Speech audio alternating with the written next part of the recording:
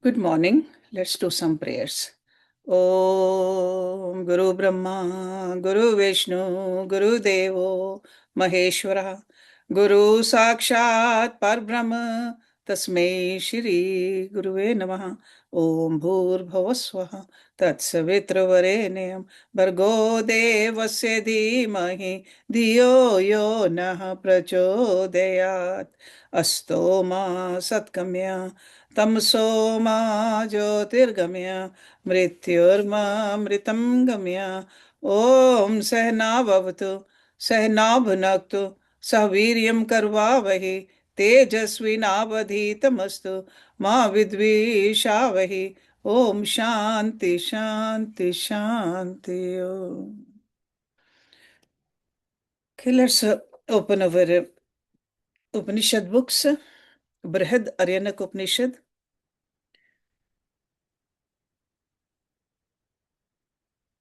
So chapter 4 and section 3. We just started looking at it last week. And there's a conversation, as we saw, between King Janak and Rishi Yajnavalkya. And they are talking about the waking state, the dream state, the sleep state, a deep sleep state, and the self also, who stays awake throughout. So this is what we are learning. So let's look at where we ended our last week's class, verse number 8. स वा अयं पुरुषो जायमानः शरीरम् अभिसम्पद्यमानः पापं भी संसृज्यते स उत्क्रामन् म्रियमानः पापमनो विजहाति.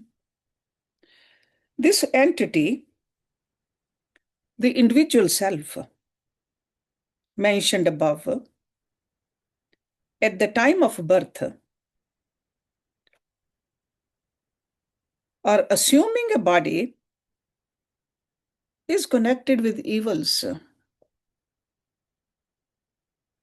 And at the time of death or departing from the body, it gives up those evils. So what does it mean?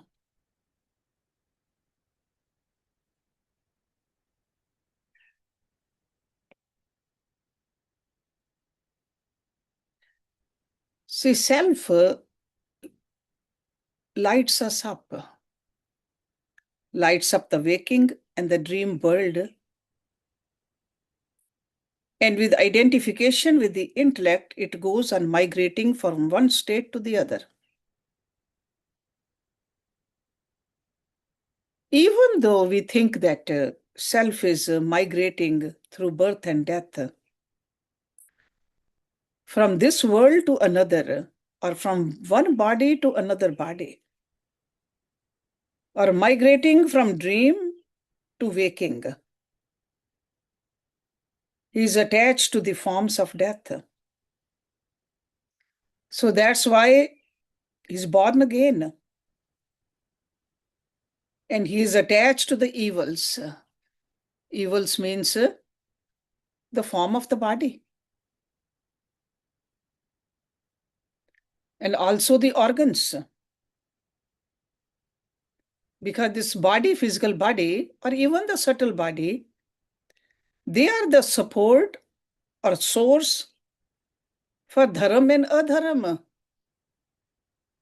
We do all these actions, pap and punya, righteous, unrighteous, through these bodies. And as this Purush means the Atma, while entering into the dream state, quits the waking world. It's almost like leaving one world and going into another world. So does he can cast off all the evils at the time of death. So that means detaches from this body and the organs. when he departs from this world. And this itself is a proof that the self is different from and independent of the body. And taking another life after death is similar to entering into the dream state from the waking state. So this is what Yajnavalkya is trying to explain to Rishi Janaka. Self doesn't change, only these states are changing.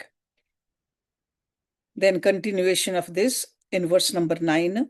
Tasyeva etasye purushasye dva eva sthane bhavatah idam cha pralok sthanam cha sandhyam tritiyam swapan sthanam tasmin sandhe sthane tishtate ete ubhe sthane pashyati idam cha pralok sthanam cha ath yatha kramo ayam parlok sthane bhavati तप अक्रम्यः क्रम्योः भयानापम आनंद आनंद यथम आनंद आनंदश्च पश्यति स यात्र प्रस्वपति अस्य लोकस्य सर्व अवतोः मात्रां पदाय स्वयं विहत्य स्वयं निर्माय स्वेन भाषा स्वेन ज्योतिषः त्रस्वति अन्यायं पुरुषः स्वयं ज्योतिर्भवति. So this is verse number 9 on page number 317. This entity, the individual self, mentioned above, has only two places: this life and the next life. The dream state, which in the third is at the junction of the two. Staying in that place at the junction, it sees both places, this life and the next. Now, whatever support it may have for the next life, it betakes itself to that and sees both miseries and joys. When it dreams, it takes away a little of this all-sustaining body. Itself makes the body insensible and itself creates a dream body. And it dreams through its own radiance, illumined by its own light. In this state, this entity, the self, itself becomes the light. So he has been telling us how does this self looks like? Because we always wonder, what is that? What is the form of me? If we are not the body, because we know the form of the body, but if not the body, what is the form of real me? So he keeps telling us it is the light, the radiance.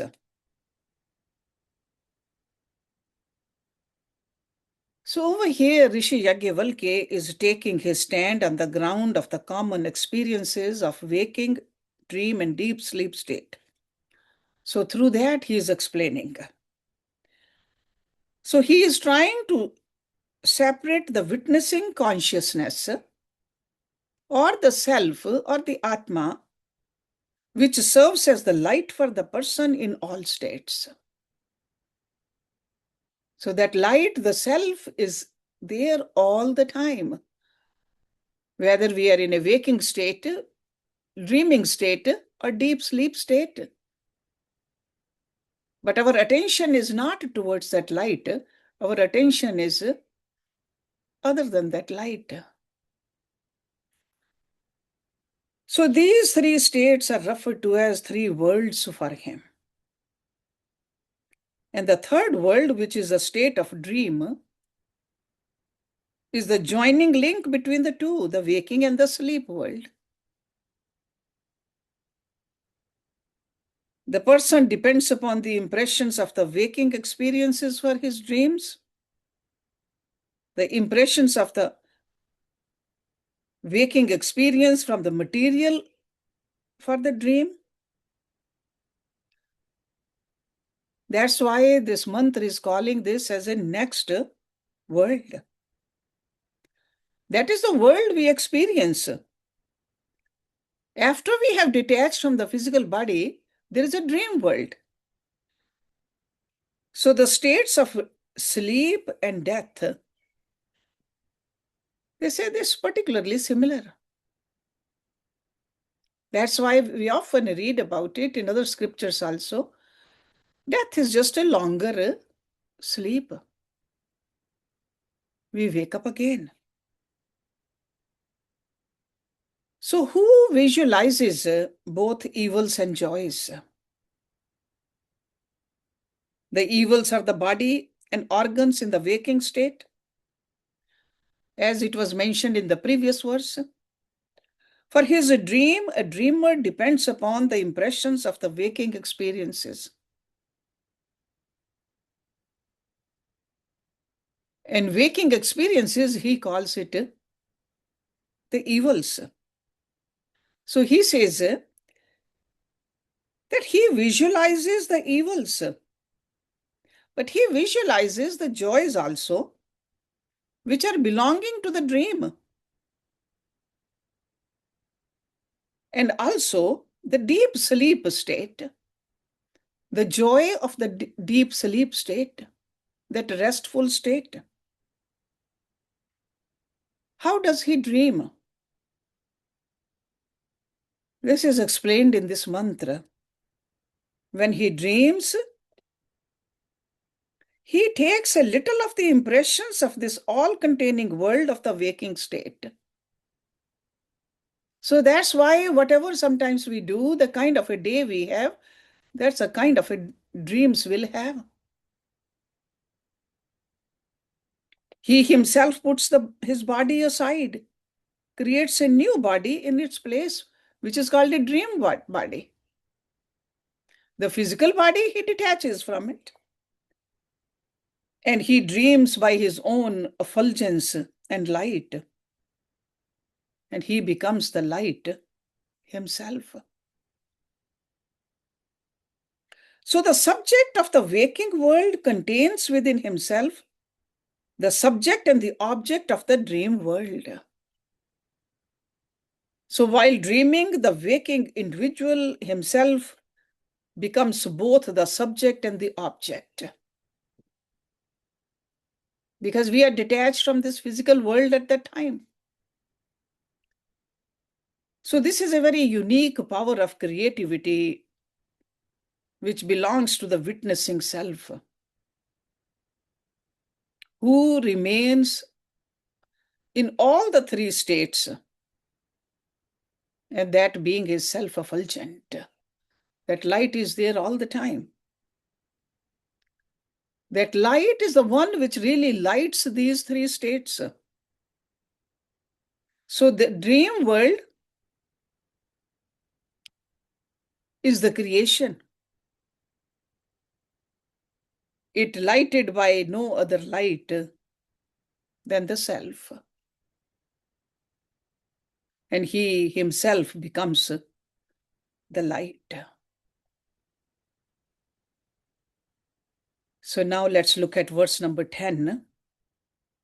Na tatra ratha, na rath yogaha, na panthano bhavanti, ath rathan rath yogantha सृजते न तत्र आनंदः मुदा प्रमुदो भवन्ति अथा नंदान मुदा प्रमुदा सृजते न तत्र ये शान्तः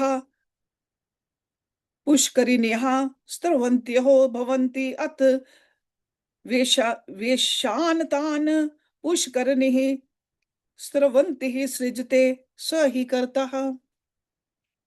In that state there are neither chariots nor animals to be hitched to them, nor roads. Yet it creates the chariots, animals, and roads.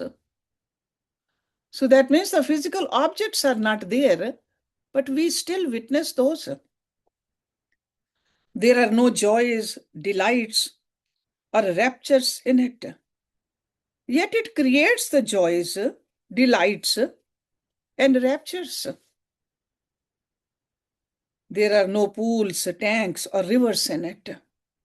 Yet it creates the pools, tanks, and rivers. For it is the doer. So this mantra is showing the wondrous power of creativity. Even though mind is creating, but mind is creating with what? With the help of the self, that light.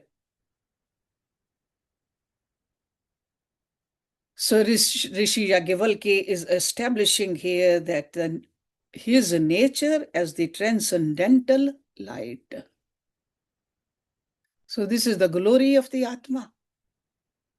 Glory of that radiance, the light, who we are.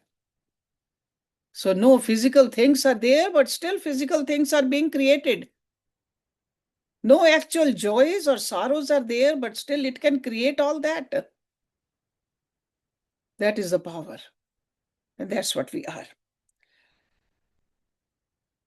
So these were all mantras. Now there are few shlokas. We are all familiar with the shlokas from Bhagavad Gita in the shlok form. So now there are some shlokas over here. That's why it says tad etehe shloka bhavanti. Okay. So let's look at verse number 11. Tad etehe shloka bhavanti swapnena shriram abhi prahatyaha suptaha suptan abhichakshiti shukram adaye punar eti sthanam hiranyamyaha purush ek hansaha. Regarding this, there are the following verses.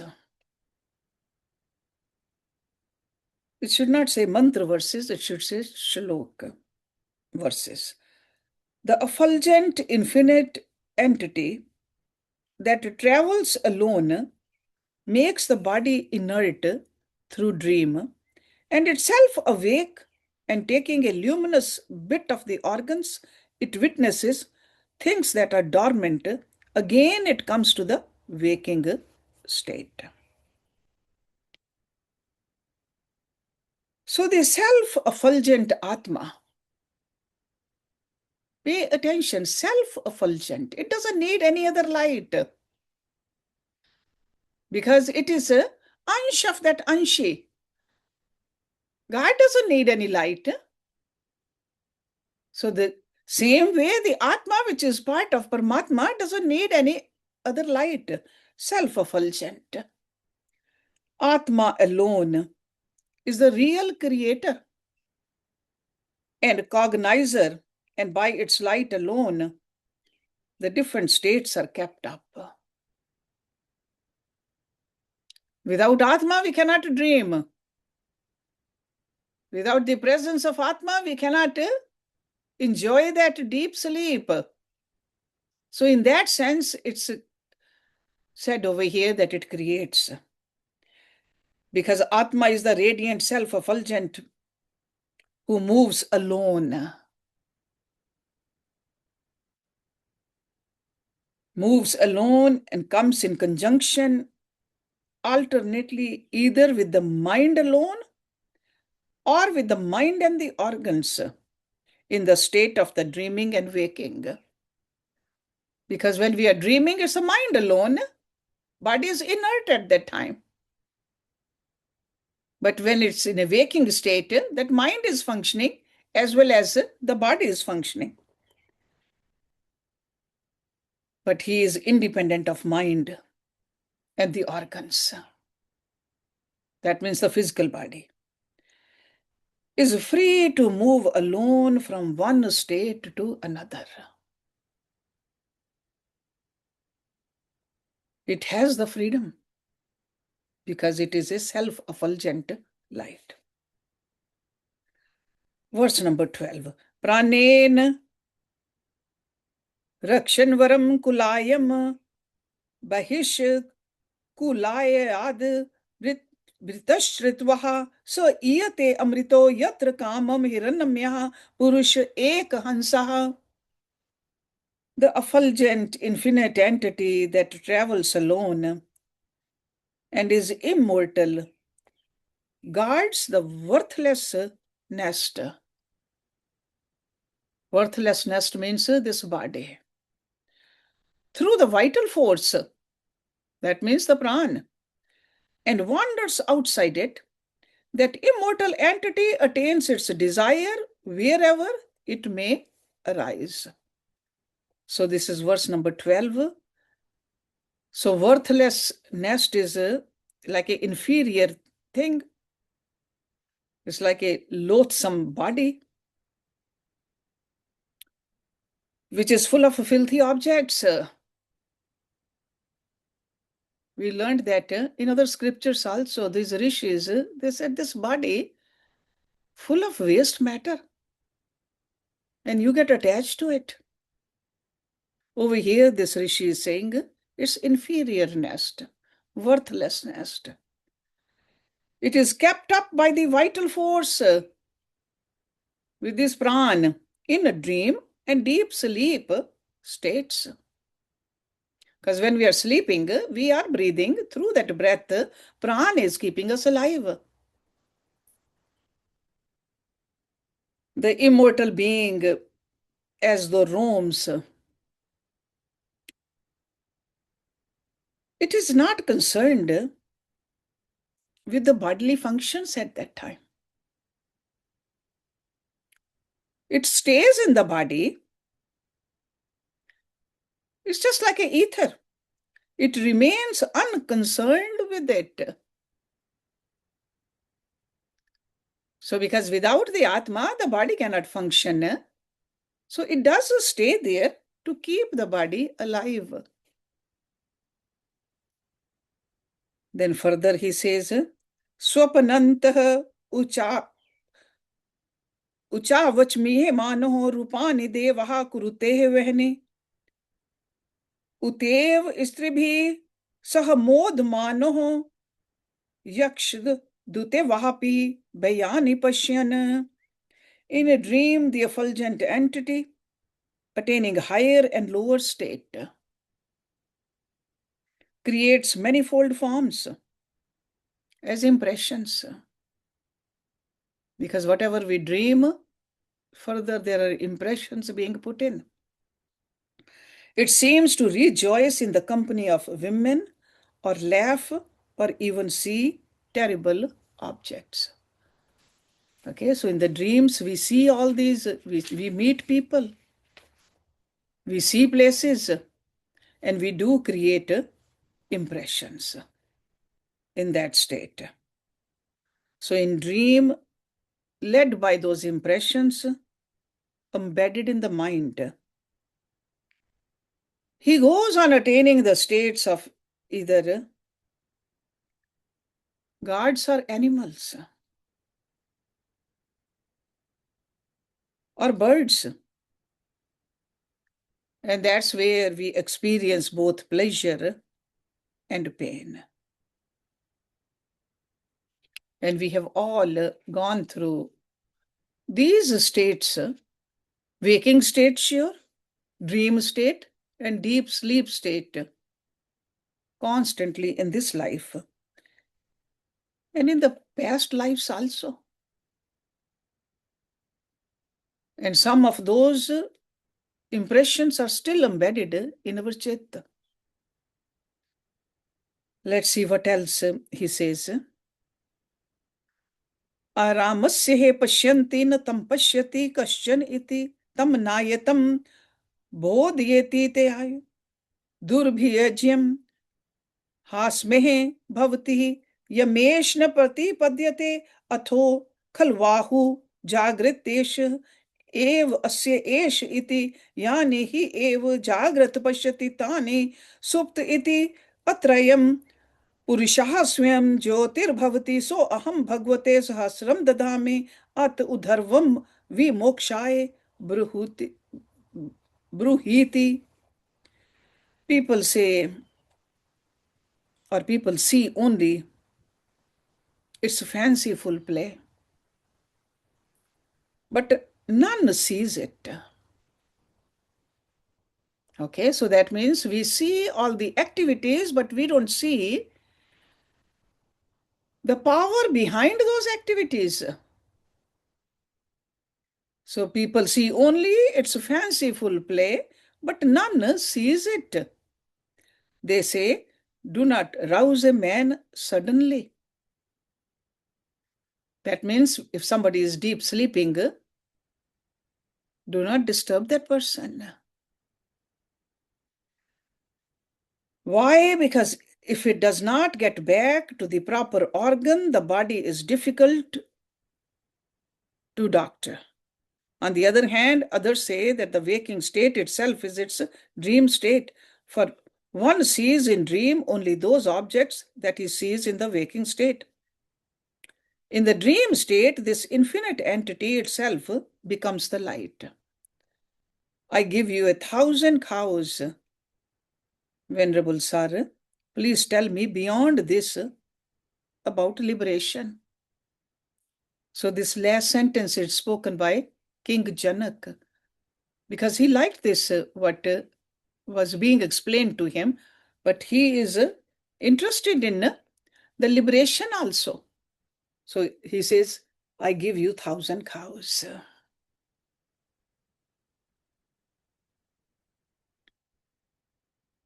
So this is verse number 14. The impressions of the waking state he is explaining. Like in the previous verse, as chariots, roads, houses, cities, and a lot of other things which we see. And the dream world is expressed metaphorically as a kind of a sport projected by the self. The impressions are his manifestations. All of us see only our own manifestations, but we don't see the Atma. Atma is supra-sensuous and it's transcendental.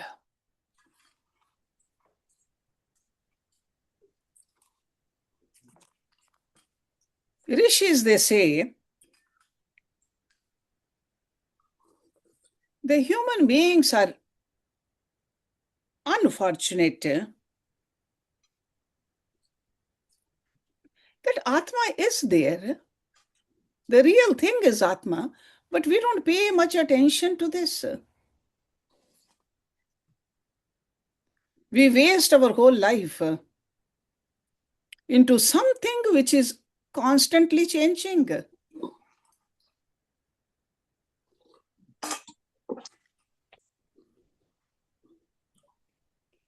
How much time, how much energy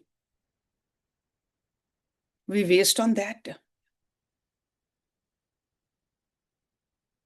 The self is totally distinct from the body and the organs. And it was present right here.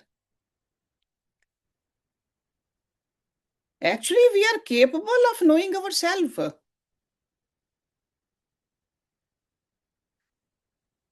But we don't pay much attention to it.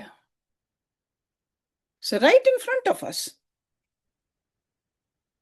Then another thing he says in this mantra, that a person should not rouse a sleeping person all of a sudden. According to Ayurveda also, the science of Indian medicine, they talk about it in detail. So he says you can really, if you wake up somebody in deep sleep, you can hurt their organs or the body. They even go to this extent that a person can become blind, deaf. And that's why it said it needs a doctor then, due to the damage of that particular organ. Others have the opinion that the dream is only the state of waking. It is identical with the waking state, because whatever we behold in the waking state, that alone we see in the dream. That's why often we talk about that the kind of a day we have, we can see the dream time, there will be similarity. If you have a peaceful day, peaceful dream. If you have a chaotic day, we'll see that chaos in our dream world also.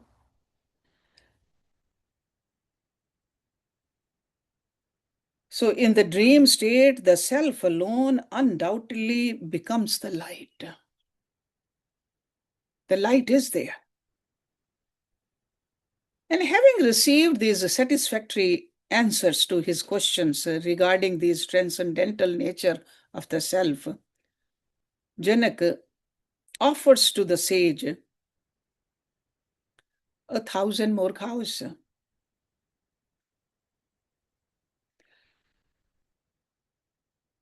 But still, the Purush, the Atma,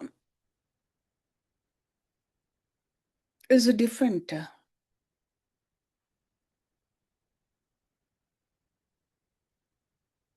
And he wants to know more. Because that doubt still haunted the mind of the king. That what is that transcendental? What is that light? So that's why he prayed to the Rishi for further instructions on this subject. Something is very clear, that just the talks or the listening does not give us the experience. This is something we need to experience ourselves. That's why there's a deep mantras. All these talks, he is explaining. But King Janak is not fully satisfied yet. Then he says, verse number 15, Sa va esh etasmin samprasadehe ratvaha charitvaha drishtrev punyam cha papam cha punah pratinayam prati अन्य द्रवति स्वपन एव स यतत्र किश्चित पश्यत आनंद गतस्तेन भवति असंगो हयम पुरुष इति एवं एतत् याज्ञवल्क्यः सो अहम भगवते सहस्रम ददामि अत उद्धर्वम विमोक्षाय एव ब्रूहीति. After rejoicing and wandering in dream, and merely seeing the results of good and evil, that entity stays in the state of profound sleep and hastens back in a reverse way just to its previous state, the dream. It is unaffected by whatever it sees in that state, for the infinite entity is unattached. It is indeed so, Venerable Sir. I give you 1,000 cows. Please tell me beyond this about liberation itself. So you can see that King Janak wants to know about liberation alone. After understanding all this, he says, I want to know that. So in this mantra, he's saying the Purush, after rejoicing and roaming about and merely seeing good and evil pertaining to the dream state, enters into the deep sleep state. He comes back by the same route through which he went, to the dream state only. Because in the dream state, he is only a mere witness of the good or evil actions. He is free from their consequences in the form of merit and demerit. He is really unattached. That's what our real nature is, totally unattached. It's distinct from the body and the organs. it always remains unattached. Because if the Atma was attached to desires and the actions performed in dreams, he would have undergone the result of this same as the waking state. But actual experience is otherwise. This proves that he remains unattached in dreams.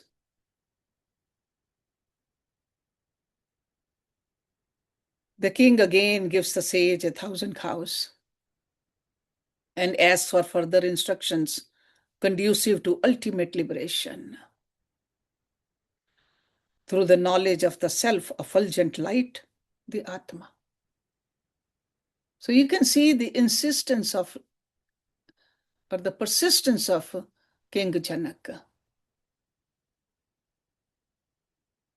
He's understanding it, but he wants to experience it. Let's do one more verse, and then we'll have some question answers. Verse number 16. Sava esha etasmin swapne ratvaha charitvaha दृष्टु एव पुण्यम च पापम च पुनः प्रति अन्यायम प्रति यो अन्य द्रवति बुधानात् एव स यतत्र किश्चित् पश्यन्ति गत्सतेन भवति असंगो हेयम पुरुष इति एवं एव याज्ञवल्क्यः सो अहम भगवते सहस्रम ददामि अत उधर्वम विमोक्षाय एव ब्रूहति. After rejoicing and wandering in dream and merely seeing the results of good and evil, it hastens back in a reverse way just to its previous state, that is waking. It is unaffected by whatever it sees in that state. For this infinite entity is unattached. This is indeed so, Yajnavalkya. I give you 1,000 cows, Venerable Sir. Kindly tell me beyond this about liberation itself. So this is almost like a repetition of the previous mantra. So he says, in the course of returning from deep sleep, so not just the dream sleep or the dreaming state of mind, it's a deep sleep, just like it's shown in the previous mantra, the Purusha, the Atma, comes to dream state. Okay, so from the waking to the dream to the deep sleep. Then from the deep sleep to the dream, then to the waking. So in the course of returning from deep sleep, the Purush comes to dream state. And here again, as though he rejoices and roams about and merely sees good and evil, and then comes back to the waking state by the same route through which he went to sleep, because he is unattached. See, that is the key message over here. Atma is always unattached. He is not touched by whatever he perceives in that state. Asanga. And again, King Janak offers 1,000 cows to the sage and requesting for further instructions. So we'll start with verse number 17 and see how Rishi Yajnavalkya explains further. Does King Janak gets his answer properly, or experiences what he wants to experience? That's what we'll see next week in this chapter. Om Purnamada Purnamidam Purnat Purnamudachyate Purnasya Purnamadaye Purnameva Vishishyate. Om Shanti Shanti Shanti Om. Thank you very much for joining.